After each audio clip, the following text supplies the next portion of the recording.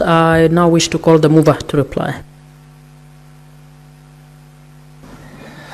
Madam Speaker, on behalf of the Senator of Mombasa, Senator Mwenyihaki Faki, who moved the motion, I beg to respond.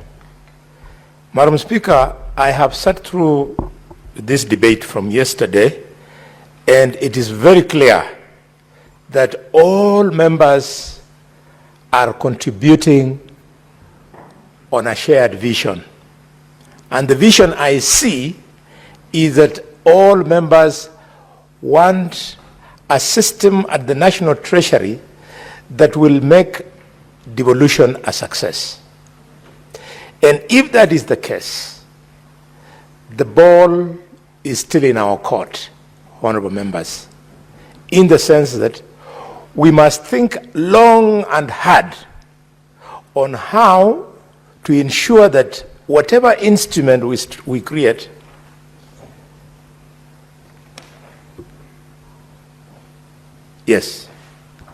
whatever instrument we create ends up making devolution effective and efficient.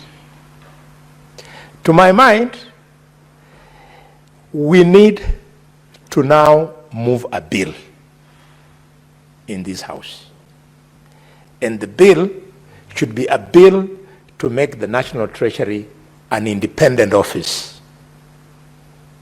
Independent so that, Madam Speaker, it is not open to direction from the office of the President or any other office.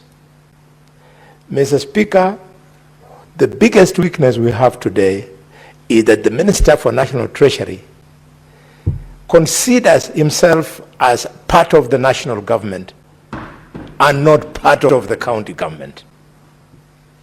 My mind is telling me, Madam Speaker, that if we make this minister independent and provide clearly in law that he will be sitting in the Council of Governors, 1. 2, he will be sitting in cabinet.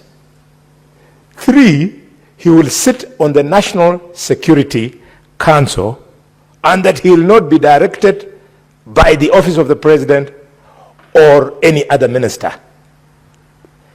It will be a big step. And until we do this, counties will never be efficient. And then once we do that, we can then say, instead of this ritual, Senator Sifuna, of discussing here how the minister should be dispersing money, which is supposed to be automatic, we provide in the law that the money due to counties, once decided, and it has become a law through the DORA bill or the DORA Act, then it is available to county governments in 12 equal installments payable on the 15th day of the month. A rich country like Kenya cannot be able to raise 15% of its budget which is due to the county governments every month. It collects and collects even more. Madam Speaker, I am persuaded that this will be a very difficult thing to see through, especially with the limited cooperation that we have from the National Assembly, but that is the future of devolution. Madam Speaker, I therefore, as I hope to remain the member of the Finance Committee, hope that next year we will invite the Minister of the National Treasury to discourage him from asking us through this kind of industry where we are doing now, to be giving him discretion.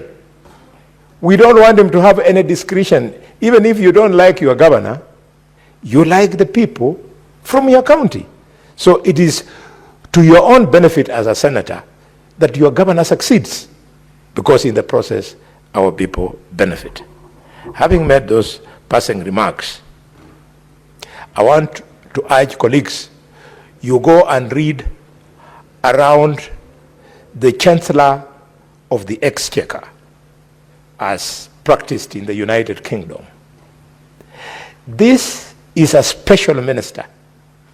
In fact, they refer to them as His Majesty's Treasury Minister to the Crown.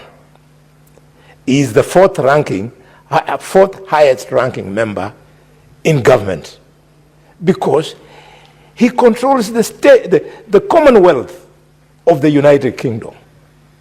We can borrow from this so that in Kenya, because we also have our own Commonwealth, we have this special office that will be efficient and effective so that devolution, which is the future of this country, can succeed.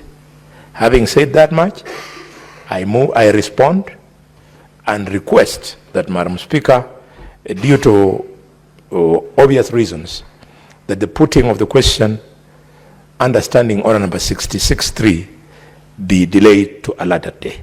Thank you, Madam Speaker. The putting of the question is so deferred. Next order. Order number